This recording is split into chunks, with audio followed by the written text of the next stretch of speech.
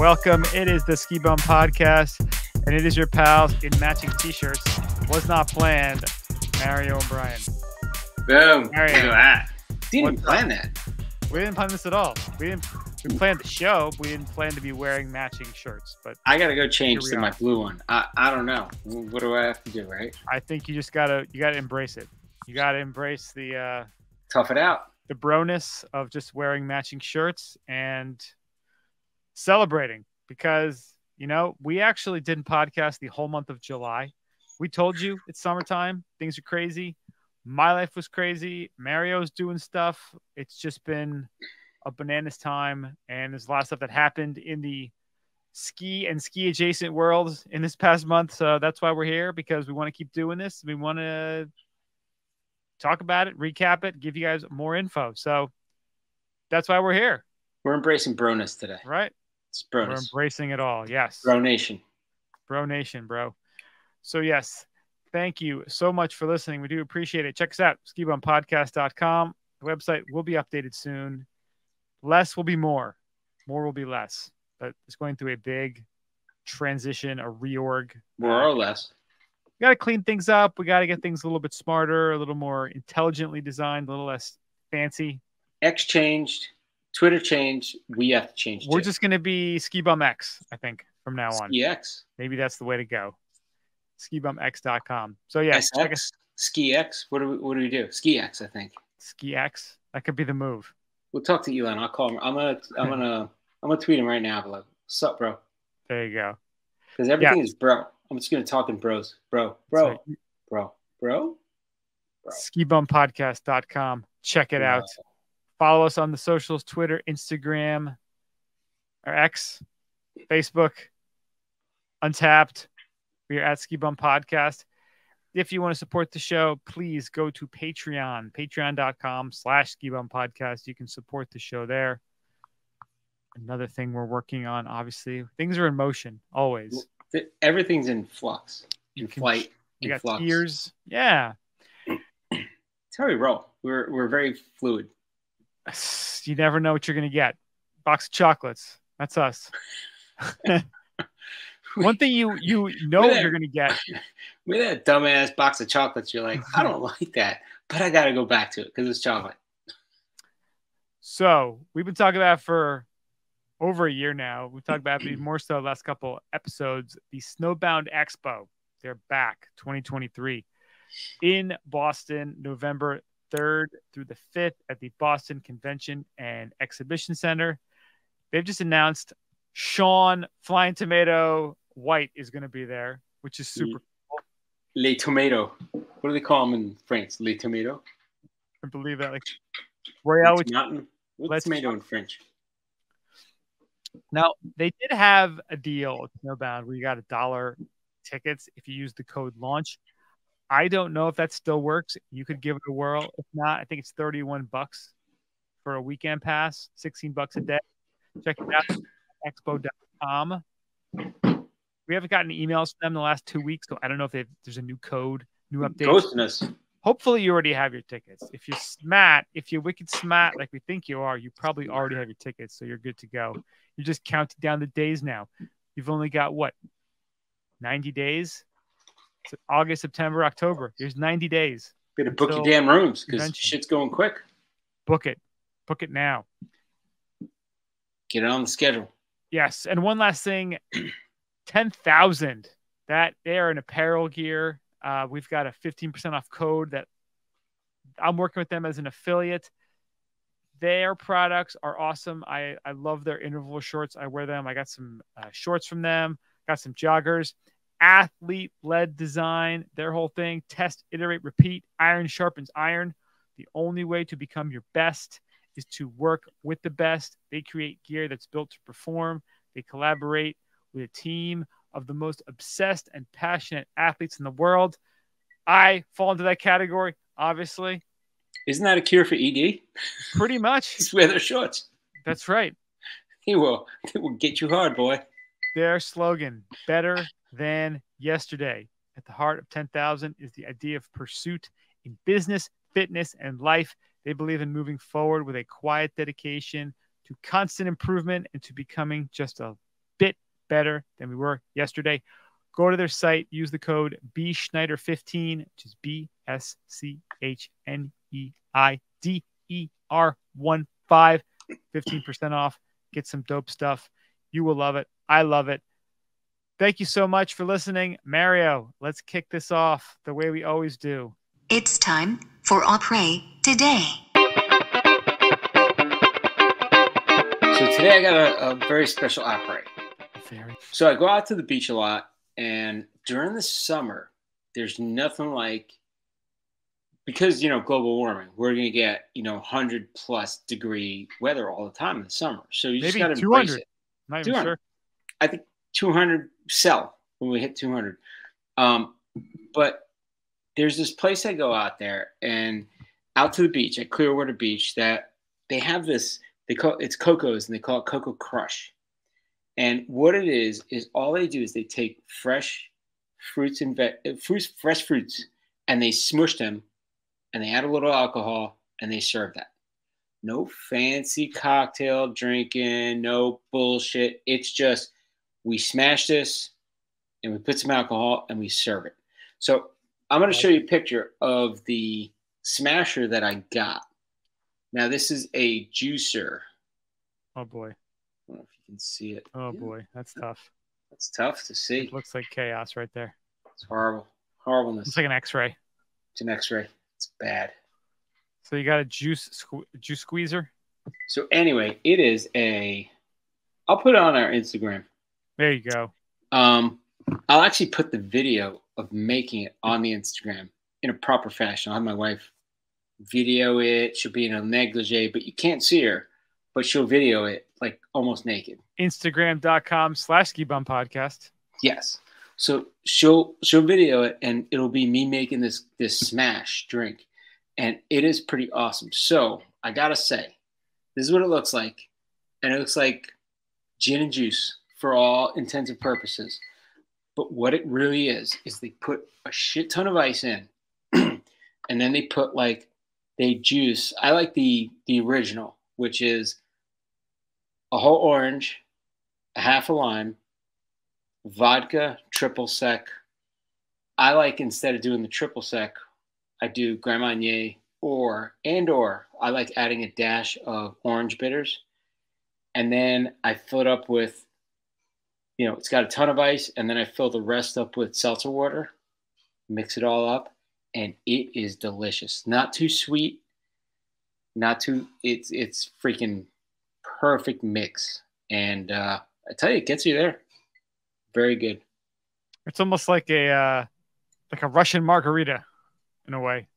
Yeah, it's like a fresh margarita. Like a puderita. Puderita. So they make all different ones. So if you look at their menu, they got I gotta say 20 different ones. And they'll do stuff with orange vodka and this other thing, coconut thing, all this shit in there. I just like the regular one. But at the end of the day, all it is, it's like a fresh margarita that's made, no crap in it, fresh juice that they actually squeeze right in front of you. Nice. Add some alcohol, boom, ready to go. Tell you what, it truly is refreshing. Gotta love that. Yeah, that sounds really good. I actually look forward to these. I go out, I'm like, honey, we got to go out to the beach because I got to get one of these smashes. So, yeah. How about you, bro? Smash. That sounds like a nice combo there.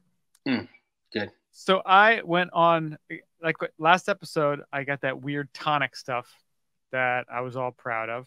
Yeah. So I'm trying to, again, go outside of the zone, try to find some cool new things to try, not the same old stuff that we've had 15 million times. And I think I succeeded again. Go me. Now, we all know as podcasters, we all have to give our respects to Joe Rogan for being the pioneer in a lot of this stuff. Crazy, Joe Rogan. One of the things he's talked about on his show and worked with and is now part of is this company called Kill Cliff. They're like an energy drink company. They make clean energy drinks. And they actually have a special Joe Rogan drink called the Flaming Joe. Nice. So this is the Kill Cliff Ignite. And what this is it's a spicy pineapple.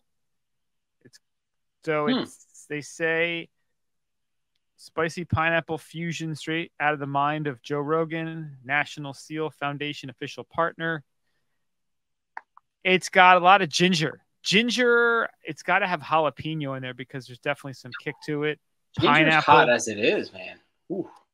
It's weird. The first sip, you're like, whoa, this is kind of weird. But then you get used to it and you're like, ooh, this is actually kind of good.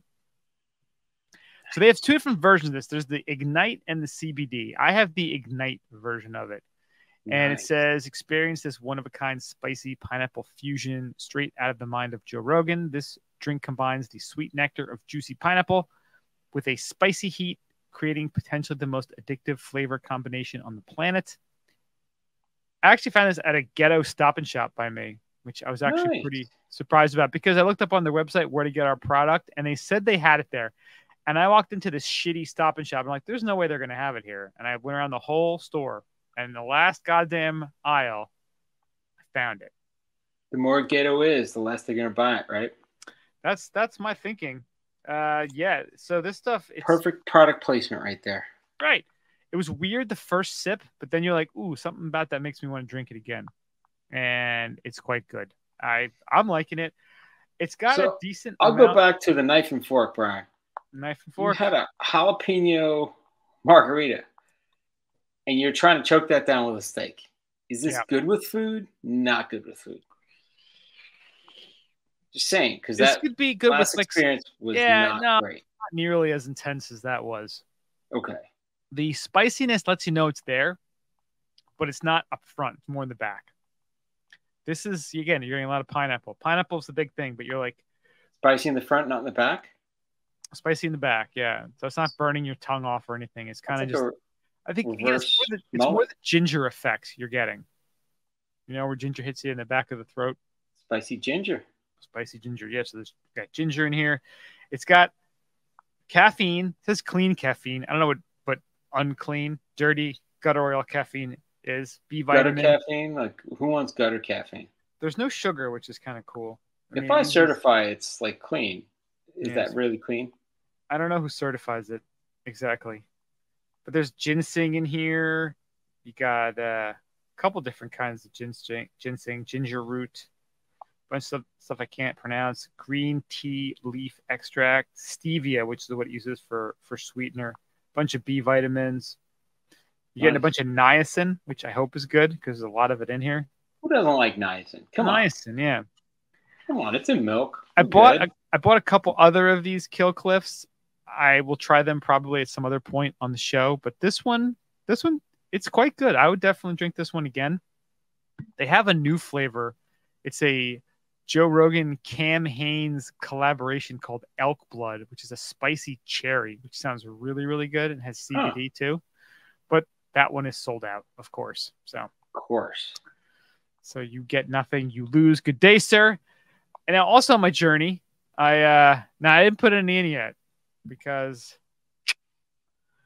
I found some of Mario's favorite. There we go. It's the peach. You didn't try that yet, did you? No, I haven't. This is the peach tea flavor. I don't know if you've had that one yet. So the peach tea, from what I heard, I believe it was the peach, it doesn't keep you nice and high. It actually drops you pretty low. Okay. So if you want a relaxing, I usually get the it's called Hint of Sweet. Okay. And it's just like a little bit sweet, and you just add it to stuff, and it's pretty good. But all they had was the peach tea.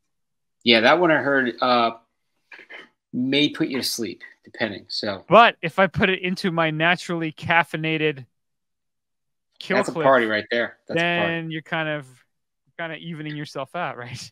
Hopefully. Oh yeah, I think you're ipso factoing right there. I'm a big fan of ipso facto. That's a topsy-turvy ipso facto. I also got my sweet Hustle Juice Blizzard. Dude, I have that in my car. And you know the best part of that is my wife has a roadie every time we get in the car, and she puts it in the Hustle Juice thing. I'm like, fuck yeah, I love it. Nothing like a bright pink koozie that says Hustle Juice to say, hey, Mr. Officer, don't look at what I'm drinking right now, because it's alcohol and my husband's driving, but it's all right because I'm a passenger. I had a roadie. I had a truly passion fruit, and I couldn't drink the whole thing, and I left it on the roof of the car last weekend. I'm not a big Truly fan. I'm not either, man. Can't do it. I'd never had one before, and I had one, and I was like, yeah, this is not great.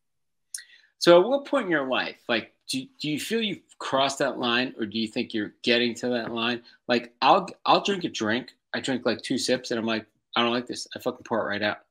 I'm like, I don't give a shit. I'm like, I don't care if it's $10, $20, $5, What if it's $2. What if it's a Macallan 30 and you're Bob DeBro's mom? Would you just pour it down right the out. sink?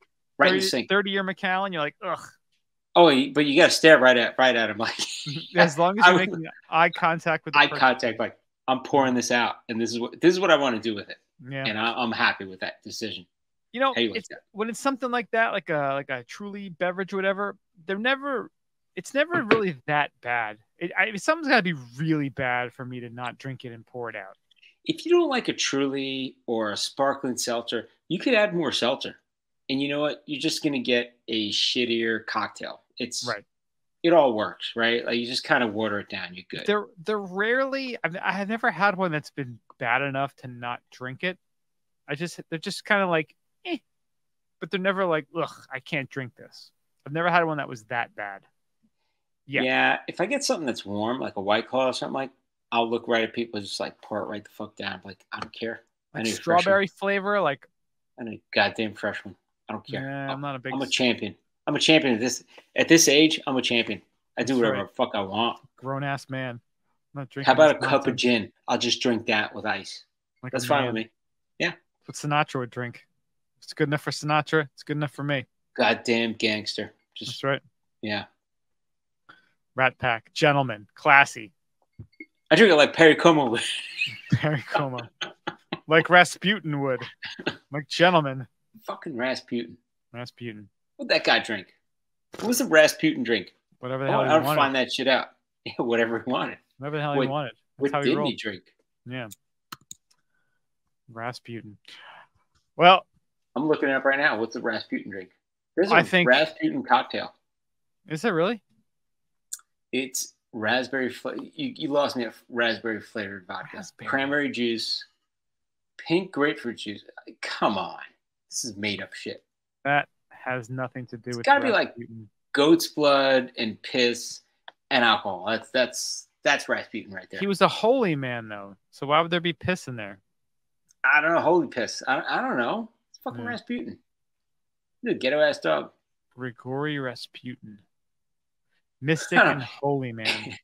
Anybody that gets like killed in their sleep or butchered, I'm sorry, they don't have a good backstory. So probably they weren't. Well, I think he did that because he was banging a bunch of people's wives.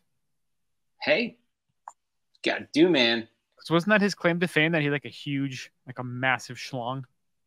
And he was a holy man, so he was like giving you the holy schlong. He was like blessing you, but he was blessing your wife and your family by banging the shit out of your wife. That's what that dude did. He was putting a new hole into her. That's why he was a holy man. That's right. He was. There was no unholiness after he was done. There were new holes. Making holes and shit. In your ness. Dude, I had a tent. That motherfucker was holy when he's done. Yeah. Had a blanket, holy. Pillow, holy. Guy put his dick in everything. He did get shot, though. Kind of a rough one. Well, you put your dick in everything, that's what happens. You get shot. You get shot, murdered, killed, strangled. There's a lot of stuff that happens. I do not know. I do not know this for certain. I believe this was the truth. It was. All I know is I'm reading a book called The White Pill, and it talks about the Russian Revolution. And is that the anti-Viagra where you don't get your dick up? It definitely did that. It's absolutely. I mean, I have minimal knowledge of Russian history, and this was absolutely eye-opening and terrifying. Night terrors and shit. Awful. Like, that's dude, the white pill. It's not the blue pill. By listening to it, when I wake up in the morning, even if I'm tired, I'm like, go up, do push-ups, get stronger, like do something to be better, because there is evil in the world. Like, shit's coming for you. There is fucking evil in the world, and so how many people should be listening to that? Like there's evil Every coming first. single God, every person who whines about the dumbest little things, like Right. this person didn't ask my pronouns, and this person's fatphobic, and We have to ask your pronouns. this Dude. isn't fair. Like everyone who whines about anything that's absolutely trite and nonsensical needs to really learn about the atrocities that people that what they've gone through, and they survived, they shut their goddamn mouths, and they fucking worked. And some of these people who just complain about the most inane, nonsensical stuff need to they need a proper baseline about what real problems, what real evil, what real nastiness can be. And I think once you see that, and it changes your whole perspective on everything.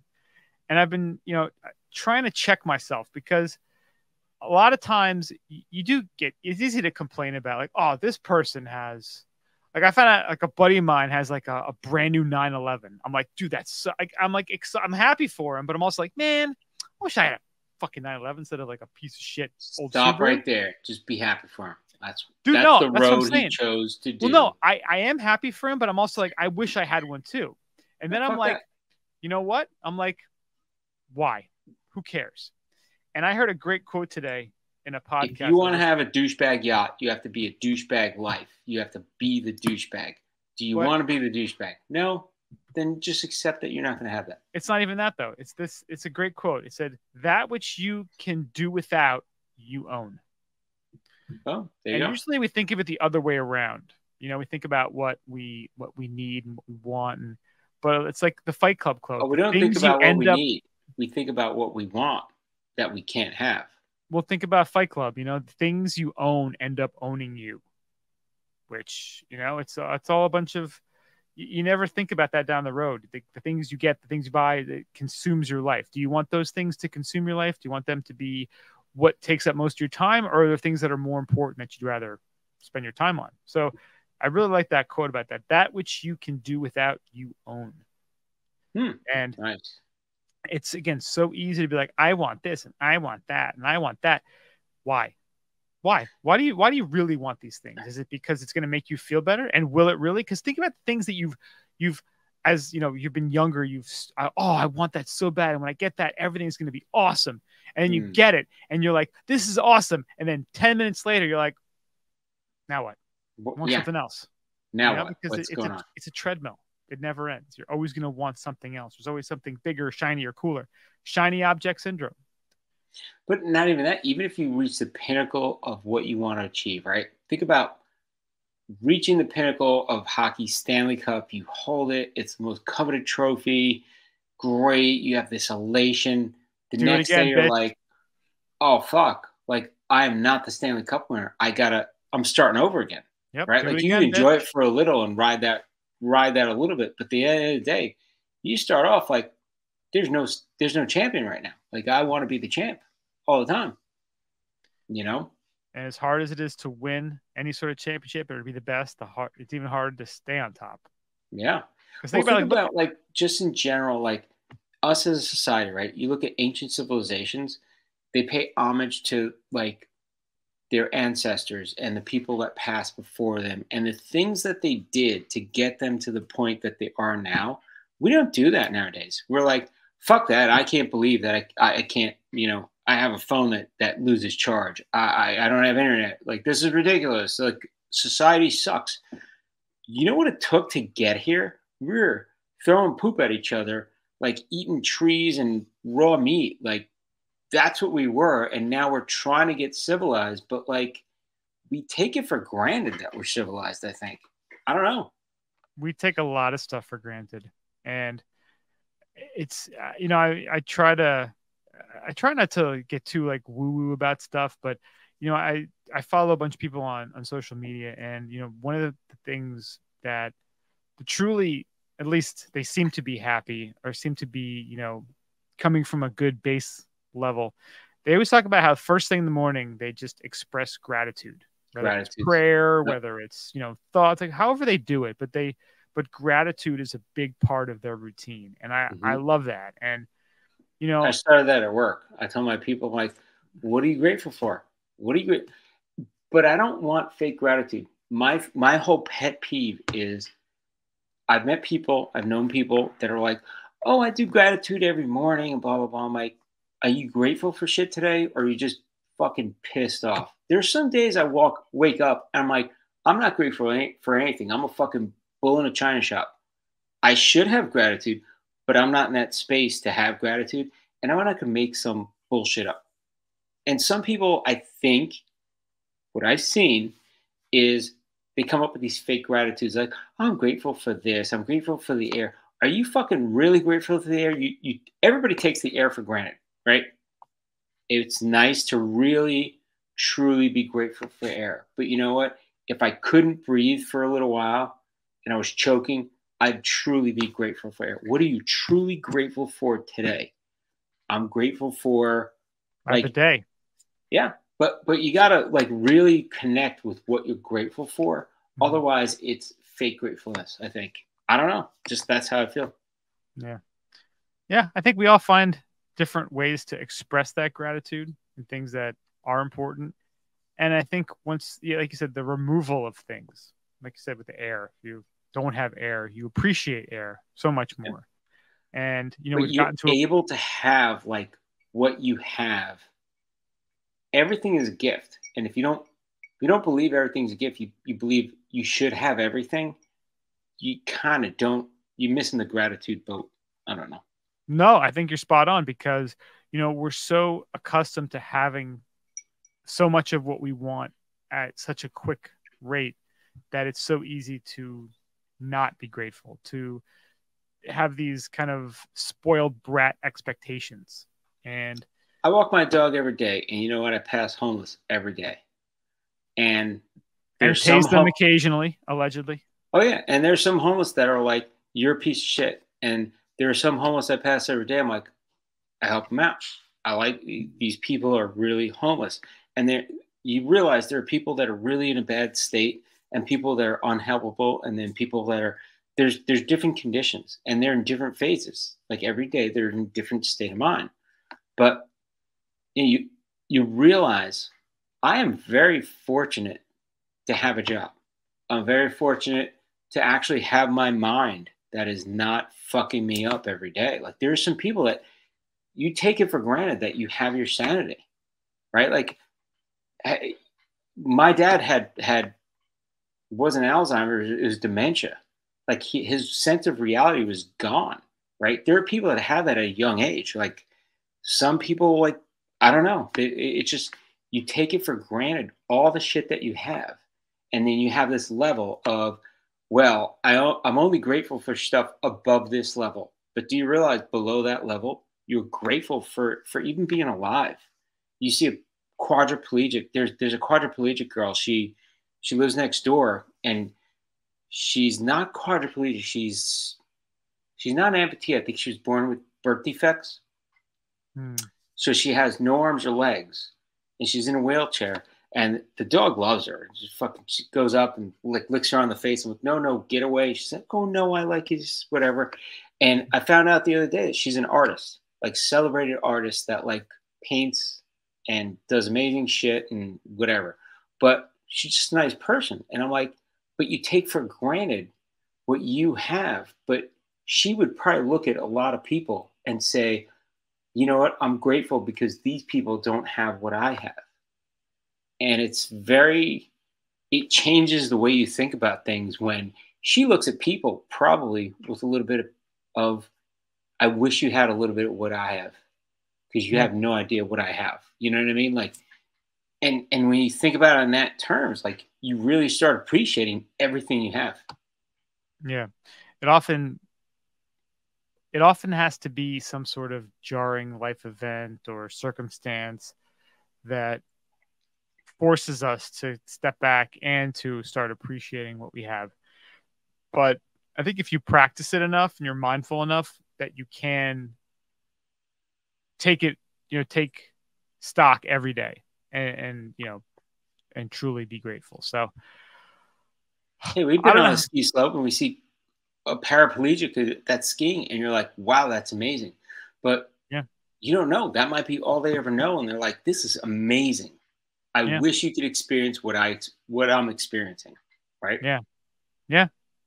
Yeah. It's perspective. It's important to see, to think, to really take a step back and look at others and realize how good we do have it. And again, I'm a big believer in, fighting to keep this what we have now, and to, the rights, the freedoms, the things that we often take for granted and that many do, that we do need to stand up sometimes and to fight for this, because we want the best for our children and our grandchildren, next generations. And if we don't do that now, they may not have the opportunity to be grateful for things, and will actually may have to fight just for the basic things that we take for granted. Yeah. I mean, I'm a huge believer in empathy, right? Empathy is the key to everything. You don't have to agree with everybody, but if you empathize with them, you could see things from the other side. You could stand in somebody else's shoes and say, you know what? They have a different perspective on life, good or bad, right? Like, and at least you understand, whether you agree with it or not, at least you understand it a little bit better. Like, put yourself in somebody else's shoes. When you're sitting there saying, I can't talk to those people because they have a different political belief, maybe you stand in their shoes and say, okay, I get it. I understand why. Let me have a common conversation with you. Like, let's meet in the middle. Like, the problem is, like, we can't, a lot of people right now in this day and age, they isolate themselves from even talking to other people because they're like, you just believe something else. Well, Yeah. can you empathize with somebody and just kind of be them for a little bit? Maybe you can have a conversation, Yeah, I actually listened to an interview with Vivek Ramaswamy, the presidential candidate. And he's a very interesting guy. And one of the things he talked about, he's like, so many people are talking about this national divorce, and California wants to secede. He's like, Dude, Texas wanted to secede for a long time. Well, he's like, what does that even solve? He's like, the problem is we've forgotten how much we have in common. We've forgotten what unites us and bonds us. And we focus only on the things that we think differently about. And he wants to kind of bring that to the forefront, where we think we take that mindfulness, take a look at what we do have and what does bring us together and what we are united on, which is a lot more than we think. And it's really probably the 20% that we disagree on that is where the trouble lies. And we tend to focus on that instead of focusing on the stuff that does unite us and bonds us. And focus on that first, establish that, and then figure out how we're going to move forward, instead of just being like, oh, these people are idiots, I can't deal with them. Like you said. You know what amazes me about, like, when you think about politics and everything, think about if I put myself in my mind in World War II in America, how fucked up is that, right? The entire world's on fire. Your entire nation, our US, is under attack. You're going to go out in wholesale fashion, friends, neighbors, brothers, sisters, whatever, going out to fight for war because we're trying to protect our existence, not our American way, our existence. Mm-hmm. And when you put it in that perspective, you're like, why can't we come together? Like, we're fighting for our lives every day. Like, this isn't something that's just, oh, well, when the wind blows, like, yeah, now we're against China. Now we're against. No, we're fighting all the time for our existence. We got to make sure, like, we band together. You know what I mean? If we don't, then divisions happen. People go one way, another people go another way, and then you get people warring. It's pretty fucked up when you think about it. Like, why are people not that alert? Like, think of North-South Korea. You got that. I saw something recently on the what is that little hut they have? They call it Checkpoint Charlie or whatever it is. Oh, yeah, right at the border. Right at the border, North and South Korea. And I'm like, everybody still takes it for granted that there's a ceasefire in place. Like, the war was never over. There's still a war. It's just in a ceasefire. And it's like, do we want to be at war? Do we want to settle it, or do we want to just say, okay, if we're not gonna end the ceasefire, go back to war? Like, do something. But like, people are okay walking away saying, okay, I don't have to worry about it today. Let's walk away from it. Yeah. Is that really okay? It's really not okay, but everybody accepts it. I don't know. Yeah. I like And a yes somehow- or no. I'm a yes or no guy. I don't And like somehow we find a way to keep skiing. exactly. Yeah. It's a yes always for skiing. Yeah. You Which told is me no, you get off the hill. That's good for me. Yeah. Which is actually a perfect interlude into Let's go to ski news. we're talking a lot about gratefulness and gratitude, and again, haven't had a podcast in a month because it's the summer and taking a little bit of a break. But one of the biggest stories that we kind of missed while we were Well, let's frame it having a out in little perspective. hiatus. You had some family issues, like there was some stuff going on. We had, people pass. It's a part of life. Yeah. But it's reality. This is what we have, right? Yeah, had to, my family, we had to go for a funeral down to Florida and take the kids. So we, obviously we put the podcast aside, and that just is what it is. But while we were down there, one of the big things that happened was the catastrophic flooding up in the Northeast, especially in the Vermont area and right around a lot of the ski areas we know and love, in Ludlow and Londonderry and even parts by Killington up there. They were inundated with rain over about 2 or 3 days in the July 10th to the 12th. And Montpelier, which is just north of those ski areas, right south of Stowe, right by the Mad River Valley, Sugarbush, and Mad River Glenar. The capital of Vermont was hammered with a record-setting 5.28 inches of rainfall on Monday. I'm guessing that's July 10th. National Weather Service in Burlington. Anybody has complained about 5.2 inches. There you go. That's more than any other day on record, including when Irene dropped 5.27 inches of rain in 2011. And they said that Irene had a 12-hour duration of rain, and then it was over. That was from the governor, and they said this is different. We've had 48 hours of steady rain and more expected. So there's pictures of the city, and all the streets are underwater. Some cars are, some are hanging above. There's a crazy picture of Londonderry, Vermont, which that's where Magic is, one of our favorite Vermont resorts. And you see the river, and you see the roads covered, and the fields just completely covered in muddy water. It was, roads collapsed in Ludlow, where Okemo they had a lot of problems. Yeah, they're showing the train tracks, and all the ground underneath got swept away. It's unreal. The videos of Route 100, right where the entrance to the Okemo Resort is, you just see mud just covering the whole roadway going into the shopping center below. It's surreal, because these are all places that we've been to dozens and dozens of times, and to just see it in that state, you're like, how is that even possible? It's scary. So one concern I had while you're talking about that is I checked. Man of Kent is okay. Man of Kent is okay. That's a big one. That was right big there one. on the New York Vermont border. Big, because it was on kind of a cliff. Thing. Yeah. Insane. Yeah, they had it really bad there. And then I guess they had some more rain just a couple days ago.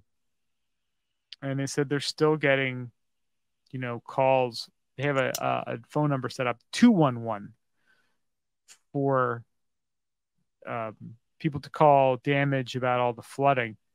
And they said they've just been inundated with calls because Wow. there's still so much damage and so many, the fallout of of all the this rain and mudslides that's been going on. It's crazy. And I don't know what else we can do. Like, I don't know if, I mean, I'm sure they have Red Cross or something to donate to. I'm trying to find something, and if I find a link, I'll make sure I put it in the show notes. But you want to do all that you can. I mean, giving money is great. If you can give time, even better. I know they're doing a license plate, like a Vermont Strong license plate they're going to be selling with the proceeds, helping people.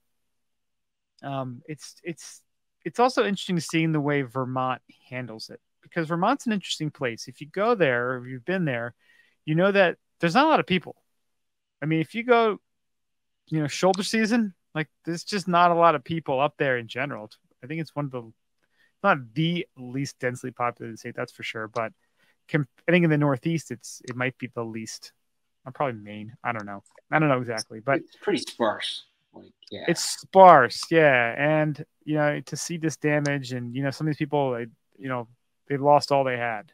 And it's, you kind of practice that gratitude, but also you want to help these people out in any way you can. So I don't know what we can do. I'll look for something in the show notes to see if we can find. But I do know they have that Vermont Strong license plate that they're putting forward. I think it's one of those front plates, because they only, you have to have the plate in the back. So you put that on there, and they'll probably charge you $20 for it. And most of it goes to helping people out. But again, there's not a ton of, besides tourism, there isn't a ton of industry up there in general. So it's interesting seeing the way they're handling it and trying to get back to normalcy. Yeah, it's crazy. I was just spending the entire time looking at Mannequin. It's cool. Yeah, it's all right. Glad they're okay. Yeah, those, it was pretty crazy. Anyway, the Farmer's Almanac. Let's talk about that. Yes, let's look at something positive to happen. When we're talking about the winter forecast, let's get back to like Farmer's Almanac. What is the prediction? So I love the Farmer's Almanac because they have some weird proprietary. You can't even try to emulate it. Formula for forecasting the weather, right? And this is based on, if anybody doesn't know Farmer's Almanac, I guess it was developed back in time when it was just farmers were really the people that were more concerned about the weather than anybody, which is understandable. Was it? That they started in 1818. Yeah, that's right. Provide an extended weather forecast. So if anybody doesn't know, the reason we have weekends is because you have to have the kids out of school so they can work the farm. Farmer's Almanac, you need to know the seasons so you can grow. And it used to be not even that long ago where you couldn't get like watermelons in winter because they didn't grow in the US. It wasn't watermelon season. Now we're so everything's globally accessible. You can get anything you want, any season of the year. It's growing hothouse, it's growing in hydroponic, whatever, or in another part of the world. So everything gets shipped in. So we take it for granted now, but it used to be very, very sparse when people would see like things in season, like, oh my God, it's, whatever, green bean season, great. I got to get my green beans. And that's why people would can. And they would be like, I grew this stuff out of my garden. I'm going to can it, or I got it fresh at the market. I'm going to can it. Now people they just take it for granted. And it's good. We've evolved as a civilization, but we're a global civilization. So the Farmer's Almanac was developed way back when the farmers actually had to try to predict how their growing season would be. So thinking about that, it's a pretty big deal. But the benefit is skiers can use that to your advantage to say, okay, where are the cold spots going to be? So if you're looking, Farmer's Almanac predicts the weather. And like I said, there's some weird proprietary thing they don't tell anybody, but they come out with this book every year. at like, it's before the end of the year too. And they predict the entire year. And you know what? They've been pretty close. They're closer than like the local weather, which is weird. But it's just funny. It's like looking to Nostradamus, like Nostradamus weather. Yep, we're gonna have this happen, and people like freaked out. But anyway, so what they're predicting for this year is winter weather is making a comeback, and they're saying after a warm winter anomaly last year, traditional cool temperatures and stormy weather conditions will return to the contiguous United States. Nice. Screw Alaska and Hawaii, but the contiguous United States, all connected, cold, which is nice. When will the snowstorm come? First one. So they're saying winter officially starts December 21st, 2023, but that doesn't mean the cold conditions and snow will wait till then. So they're saying meteorological winter starts on December 17th. And they're saying the extended winter weather forecast calls for some blizzard conditions, blowing snow into the areas of northern New England and north central states in northern and central New Mexico, Oklahoma, and Arkansas. So that sounds pretty good. Like the whole East Coast and Midwest getting a little snow early. They actually have like pretty like specific on their website saying, like the second week of January will be stormy, snowy, and wet for both the Pacific coast and the eastern states. Yeah. Lots of cold temperature and some storms will keep folks in south central states busy during the middle of January. Heavy mountain snows will cover the western U.S., including the mountains of the Pacific coast during the first week in February. Here's a big one, big tell. Potential blizzards for the first week of March will remind folks in the north central states that winter isn't over yet. Yep. So this actually sounds very good for almost everyone in, like you said, the contiguous U.S. Sounds like you're going to pepper around. Just kind of like it's going to be winter wonderland. Everywhere, pretty much. So, yeah, they're saying that it's going to be an El Nino year, which we had La Nina for the last, I think, 3 or 4 years. Yeah, this year, indications are that El Nino, an unusually high water temperature in the Pacific coast of South America, will be brewing in the latter half of 2023, lasting into the winter of 2024. If we consider that alongside our tried and true forecast formula, that means that cold temperatures should prevail throughout the country and bring snow, sleet, and ice. So again, we're still in early August. We're always looking at winter. We're always looking at skiing. So this looks like we might have something to look forward to this year, which would be awesome. I like that forecast. And you know what? They usually not that off. They're about 80% right from what I saw. It's well over 50%. So if they were playing baseball, they would be double the best hitters. They would be better than the Yankees every year. Better than like Ted Williams, better than like Babe Ruth, right. The greats. Babe Ruth was a fat loser. Good. Yeah, there you go. Fat loser as a pitcher, and he could hit a ball. Well, now, assuming this is going to be true, this may be the deal of the century because right now, the sale price for New York's Coxsane Ski Resort has been slashed nearly in half. So the owners of Coxsane, located near Cherry Creek, New York, are still attempting to sell the property after a year of trying. The ski resort was originally listed for $6 million last year. We're now learning that the resort's sale price has been nearly slashed in half.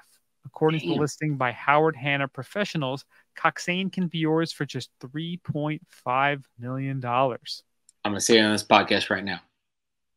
I hit the Mega Millions. I'm buying that shit and a few other ski resorts, and we're making a Ski Bum podcast pass. I'm not going with one. I'm going with multiple. Actually a nice interlude to the next story. So just hang on a second there. So Coxsane is known for being one of the snowiest resorts in New York due to its close proximity to Lake Erie. The resort reports an annual average of 275 inches of lake effect snowfall. Unfortunately, they had an abysmal year last year, Oh, And as of February 22nd, they had only 35 inches of snow for the season, and they decided to close on the same day. Like, talk about like taking your ball and going home. Like, I'm out. Yeah. So current owners are clearly trying to offload this, and by significantly slashing the price just to 3.5. The property includes a 10,000 square foot lodge that was built in 2019 and a defunct airstrip that could be renovated for future use. Now, this is not a huge resort, 430 feet of vertical, 80 acres of skiable terrain, 3 lifts, 7 trails, snowmaking, night skiing, and it's not part of a mega pass. So think about this. If you're looking at a ski area that's not pulling in numbers and whatever, you got to think with your mind, what would Red Bull do? They would make some crazy ass, like, ski cross, like, I don't know, some crazy shit would be on this. And it would be awesome. Yeah. Right? Just saying. Indeed. So, indubitably. If you're into that. Now, that said, the Powder King Resort that we talked about a few months ago up in the middle of nowhere in Canada, that is still for sale too. And that's at 8.2 million Canadian, which is like $1 million. It's like, yeah, it's not real money. And you're getting a lake resort and campsites and a convenience store. So think about that. Why not get both? Them together in the Ski Bum Podcast Pass. How about that? Yeah. Kind of like 11 ski areas. Flea Ski Cooper passes. Indy delivers ultimatum. Drop Cooper or we drop you. Boom. Serious drama in the mini. Would you call it? I wouldn't call it the second tier passes, but the non-mega. The non-mega. Well, yeah, the non-mega. But it's big now. They dropped deuce on these guys. Their brand represents not small resort, but rather a national multi-mountain pass that is a direct competitor to Indy Pass, and the pass founder, Doug Fish, made that comment. Which is interesting, because when we talked to Doug last year, he's all chill. He seemed very like, yeah, man, like they're doing their thing. We're doing our thing. Like everything's cool, man. I think we riled them up. Now he's like, fuck Cooper. Fuck their pass. Like, I think we fired him up. He's like, fuck those guys. Like, Doug, you too lax. We're on the show. Like, if you go back to the archives, we are like, Doug, you should fucking go after those guys. You know, I picture Doug being like, like at a dinner, and it's like the Godfather, the 5 families, the head's getting whacked. Like, he's just kind of like chilling out there and just like baseball. It's the Untouchables walking around with the bat. Baseball, yeah. Just people getting whacked. Be like, whack him. Koopa or Indy? He's like, we're an Indy family now. That's what I thought. You kiss the ring. You don't kiss the ring, you get whacked. Kiss the Indy ring. Yeah. Good opera music playing while people getting whacked in the background. It all seems pretty good. But anyway, so 11 chose Indy, 1 chose Cooper. 2 effectively dodged the issue by joining the Freedom Pass, of which Cooper is a member. For more, which Indy has yet to meet with, formally remain in limbo. So they have a summary of the whole changes. So left Cooper, went to Indy. There's a lot of them that went to Indy. So very, very interesting. So the power and the might of Indy Pass. I got to say, I love how Doug created an Indy Pass from nothing, right? So everybody else was these big conglomerates. Let's get these big resorts and, bigger, better. You have such big penis. And then it was like, okay, we'll get the little penis guys all together, group them together. And then I think people are realizing now, those little mountains are where everybody lives that we want to get skiing. So, hey, you know what? We kind of missed the boat. I think they're going to regret it. And I think they're going to try to buy Indy Pass soon. Well, I think this is interesting the way it talks about it in the article, how they're saying that the Ski Cooper Coalition has created a shadow multi-mountain national pass masquerading as a small mountain pass. And according to Doug Fish, president of the Indy Pass, says the Indy Pass does not have a problem with reciprocals. We have a problem with Ski Cooper manipulating the reciprocal system that was originally created to help small resorts compete. Their brand represents not a small resort, but rather a national multi-mountain pass that is a direct competitor to the Indy Pass. Nice. Each time an Indy Pass holder redeems one of their 2 days at participating ski areas, Indy sends that mountain a paycheck. But Cooper's business model, Fish says, allows the mountain to enjoy the benefits of providing access to a national network of ski areas without the inconvenience and hassle of sharing revenue among partners. Mm-hmm. Ski Cooper keeps 100% of the money, pays no taxes, and enjoys millions in revenue, while dozens of other small resorts deliver their hard-earned, valuable product for free. We don't think this is right, and we are not going to support it. Nice. They're killing that whole thing. I like it. Yeah. And again, they used to, they've existed side by side since 2019, always shared some partners. And it says Indy's new aggressive stance can likely be traced to its recent acquisition by Entabani Systems, a small tech company that specializes in ski area software. That's kind of crazy. That Cooper is down 11 partners due to Indy, and they all went over to Indy. Yeah, and they're likely to lose at least some of the remaining 5 that it shares with Indy. In the U.S., America, or it's funny. In America, money usually wins, and Indy's $80,000 average partner payout trumped the congenial swapperoos that Ski Cooper has orchestrated over the past decade. Yeah, it kind of makes the Indy Pass look different because, they always had this like kind of like, oh, they're the good guys. They're helping everybody out. And now they're kind of making these ultimatums. And you got some muscle. Trying to fight the reciprocal plan. Yeah. It's interesting. It's competition's always good. And I don't know. I want to see how this plays out. As long as we're winning as consumers, I'm all for it. Yeah, and I think, the consumer usually does win when there is more competition like this.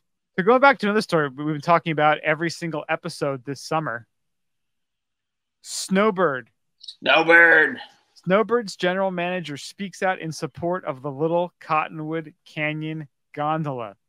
Yeah, where's the gondola? Now, again, this happened while we were not podcasting the last month, but UDOT, that's the Utah Department of Transportation, they announced that they're moving forward with the gondola up Little Cottonwood Canyon.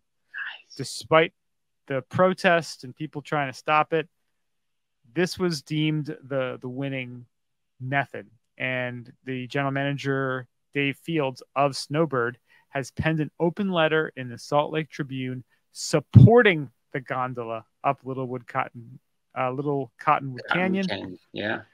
That recently got the green light.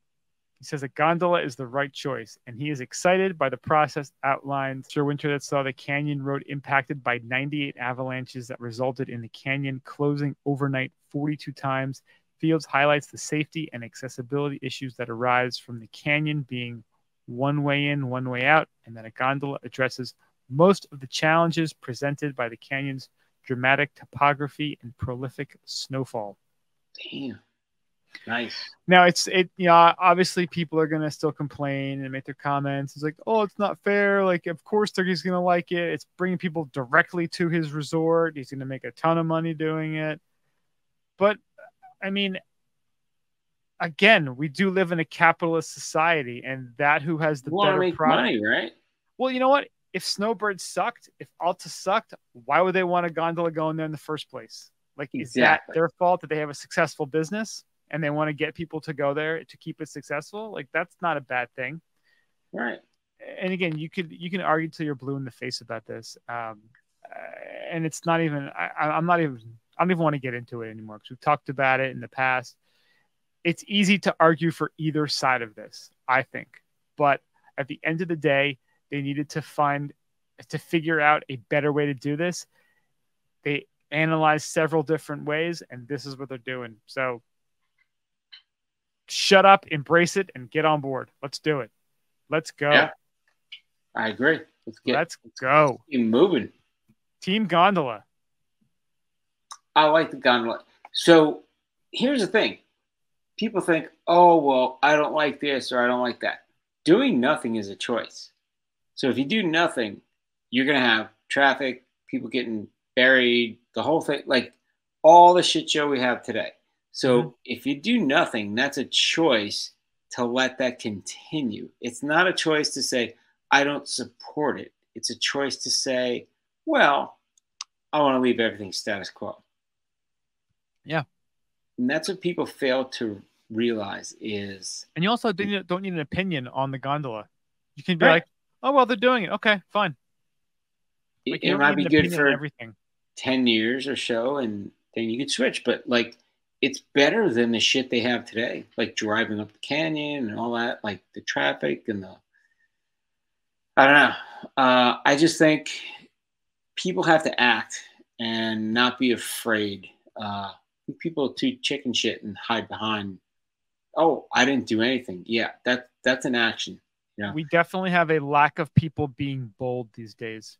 Yeah, and that's what has always made America so awesome and has created an innovation and new products and new technologies and sports and everything because we've dared to be bold.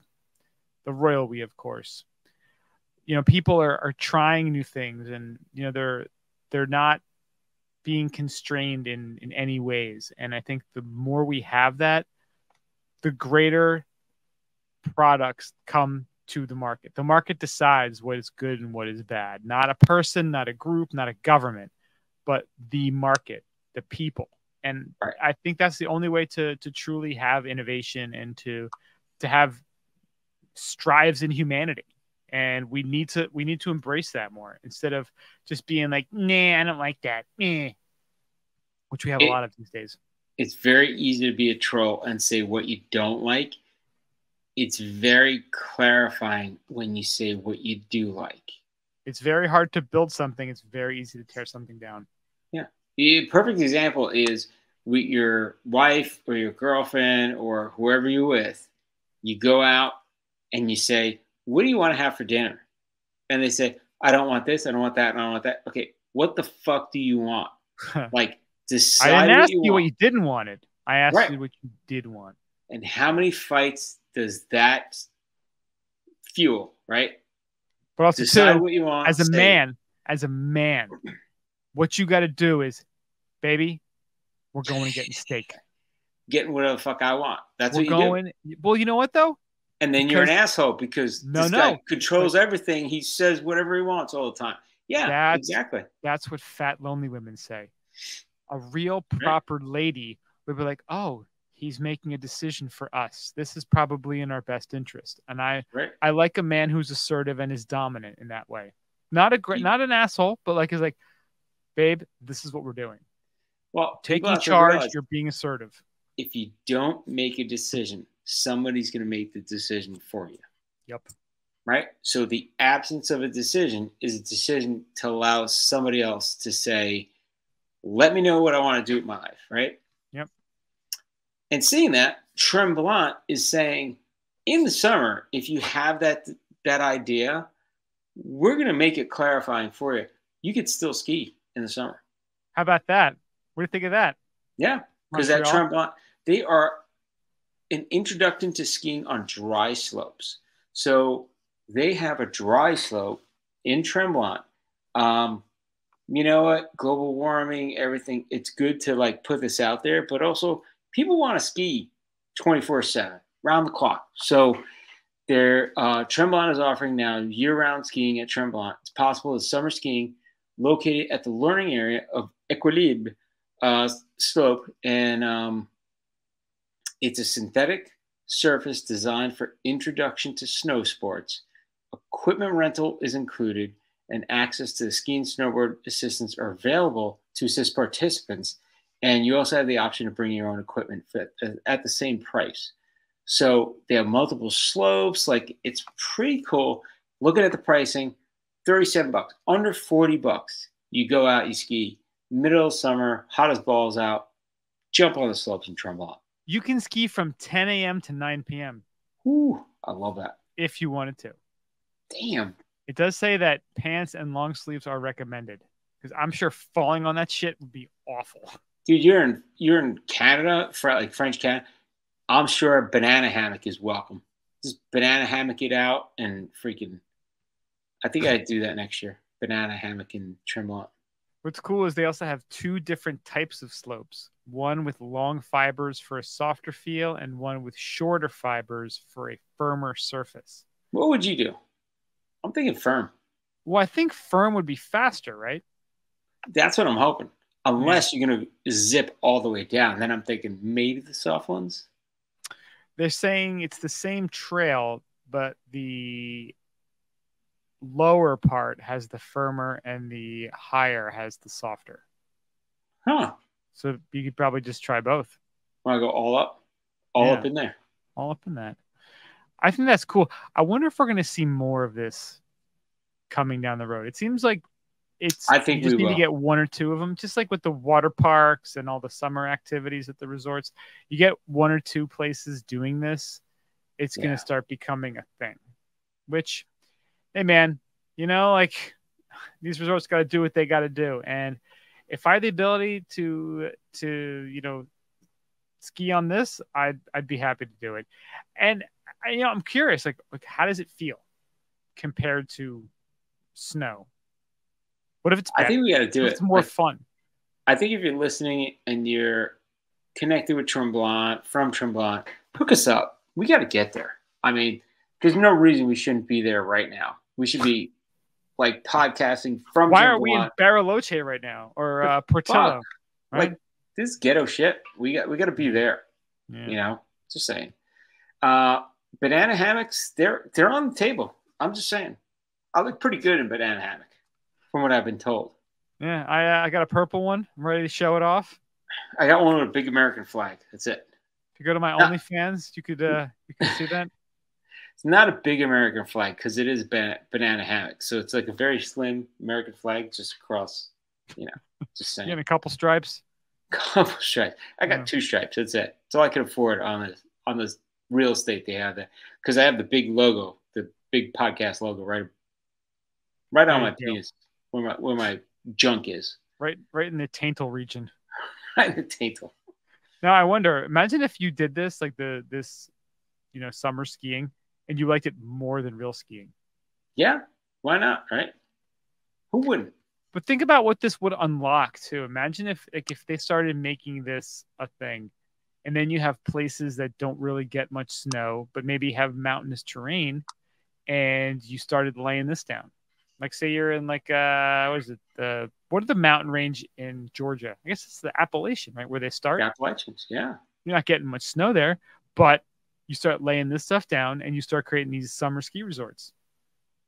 It could be like the middle of Georgia, middle of Texas. Like, how about Texas? Texas mountain.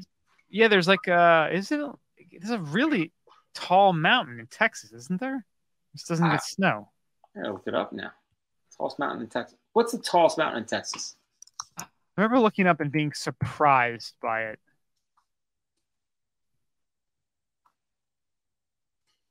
Also, Guadalupe Peak. There you go. 8,751 feet above sea level. Right. Pretty impressive, though, right? 3,000 feet of elevation. Yeah. Damn, bro. You're like, holy crap, that's pretty significant. Where you ski in Texas. You could ski and open carry in Texas. How about that? Double win. Only state you could ski and open carry. Double win. What about Wyoming? I think Wyoming. Let me see. Wyoming. I think you've opened carry in Wyoming. Didn't remember the guy lost his gun on the slope a couple of years ago? That's actually pretty awesome. Yeah. Yes, without a permit, open carry. So you can ski. Wait a minute. This is open a whole thing. How many firearms can we have? Like open carry. Sure. If I go around the nation. It's fucked up. Guadalupe Peak. So we could lay some carpet down Guadalupe Peak, and you could be skiing in Texas all year. All year. That's They pretty like hold cool. a gun to you, but like you better ski, boy. Yeah. Any person who is at least 18 years of age, old, and legally entitled to carry a firearm can open carry in Wyoming. God bless Wyoming. God bless Wyoming. Like goddamn afford to live in Jackson Hole. It really is. Damn, it's All right. expensive there. So what do we got here? No, yes. Okay. So Texas is a yes with restrictions. No restrictions on open carry. Arkansas, Louisiana, Mississippi, Alabama, Georgia, North Carolina, New Hampshire, and Vermont, open carry. Really? Concealed carry reciprocity map. Sorry. So if you have a concealed carry license, you can go to like. All right. So next time I'm skiing in Vermont, watch out because Mario might be packing. I got my concealed permit. Mario might be packing. The fuck a person. Nevada. I go to Vegas. Damn. Montana, North Dakota, South Dakota. The Dakotas, I don't know who goes to the Dakotas. There's no skiing there. It's very flat. It's true. Bluffs, buttes, all that stuff. Yeah. Wyoming is the gray area. Yes, selected states. Huh. So Montana, Wyoming are in play. Nevada, surprisingly, in play. Everywhere else with restriction. Washington, Oregon, California, New York, New Jersey, everything on the East Coast that's very densely populated. No, you can't open carry. Can't even carry. Pathetic. Sad. That's how it works. Yeah. I Well, don't make maybe up the rules. I just follow them. perhaps we could start a grass skiing empire by being the guys who create the carpets, facilitate it, and start selling it all over the southern mountain regions of the U.S. Dude, I hit the lottery. I hit the $1.25 billion lottery. I'm going to say it right here. I'm going to buy like 2-3 ski resorts. We're going to have our own pass.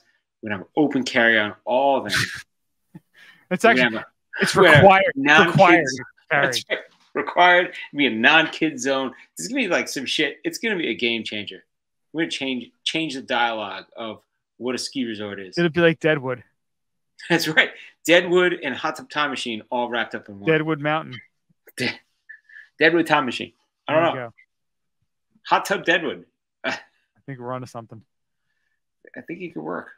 You have a kid zone, kid area at the bottom of the mountain, like in an area. Can't get past. And it's not even like can't get past. It's like AK is like, I'm sorry, you can't get past. There's a lot of stuff that kids can't see in this area over here. We'll definitely be sold out of passes almost instantly. I can tell with these groundbreaking, exciting. There might be a shootout for passes. Let's put it that way. People are dying just to get into our ski resort. Hey, oh. Just saying. Got to win a duel to get a pass. Yeah. You know, good. Yep. There's a good opportunity for betting. Good opportunity for excitement.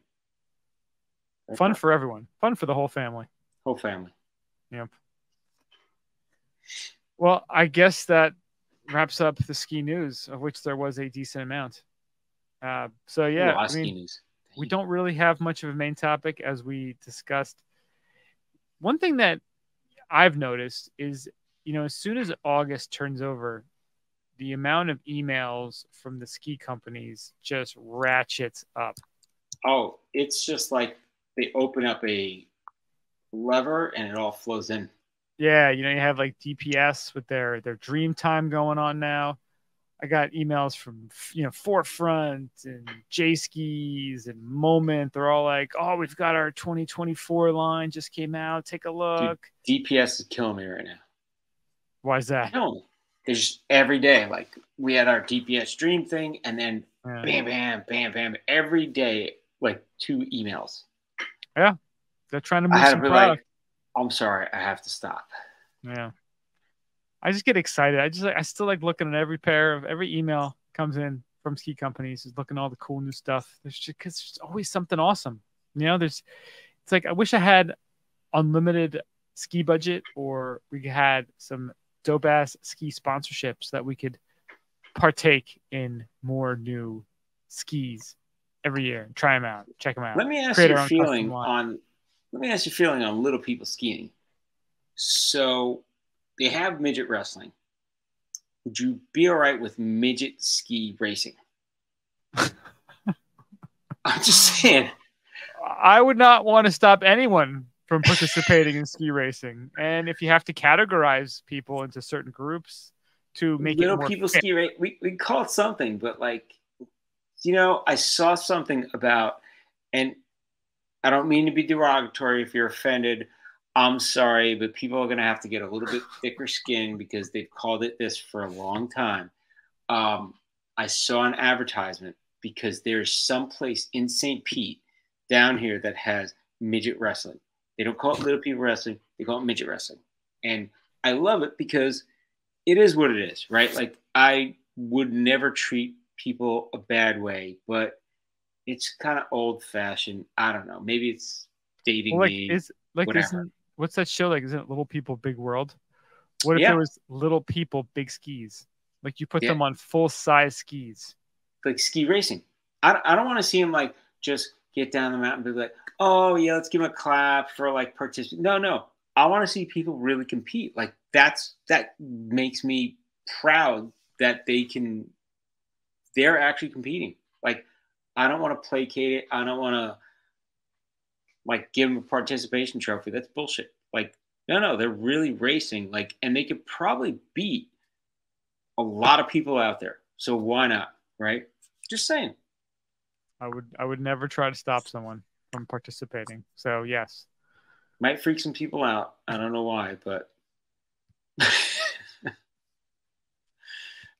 I'm already a little bit freaked out. I gotta be honest. I think we'd have a whole ski circuit on that. Just saying. But if I ran the ski circuit and I'm not a little person, would I be exploiting people, or like how is that looked on? Would that be bad? There's a fine line between exploiting people and giving them opportunities. At what point do you be an exploiter or a not exploiter? Like helping people out. At what point do you cross the exploitation? When you make money? When you make a lot of money? Is it not money driven? Then wouldn't every company that makes money be exploiting people? Exactly. Where's the line? Yeah. Where's the line? I mean, candy. I like fat people. Fat people eat candy. Am I an exploiter of fat people? I don't think so, but I don't know. Yeah. It's the same.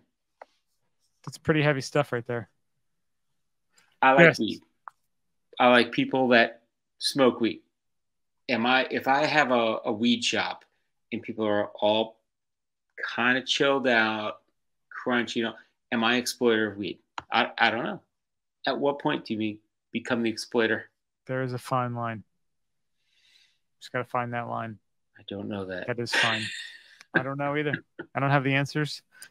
All I know is that it's starting to get a tiny bit darker at night now, a little bit sooner, which means that you're getting little sprinkles of the possibility of summer coming towards an end. Summer sprinkles. And I've tried to embrace summer. I think I've done a pretty good job. Of go to the beach almost every week, hang out with the family, go biking, do stuff. And I like it for what it is, but I still love winter. I love snow. I love the Let's call it what it is. We're tolerating the fucking summer. Right? Yeah, I'm making the best of it. I'm definitely trying to embrace it, make the best of it. Got a garden going on, got a lot of stuff going on. And I do love the long days, that's for sure. But July was so hot. Like, it was insanely oppressive hot, and it's finally like broken, and it's been so nice. And again, you get these little tiny nuggets of this is it's almost, school's going to be starting soon, and it's coming. It's coming. And once September hits, that's when plans are made. People are going to be talking about skiing, school breaks. It's officially on at that point. So yeah, trying to do as much as we can in August to prepare. Like I said, I'm working on the website. I already have like a new theme we're going to be putting in there. Nice. A lot simpler, a lot less designed, because I kind of overdid it when I did it last time, and I focused more on the design and less the functionality, which has been a problem for technical things like SEO. Portability is big key. Speed of page loading, some UX stuff. So we're trying to be less cute about things and a little more simple. So that's going to be coming in hopefully the next month or so. Nice.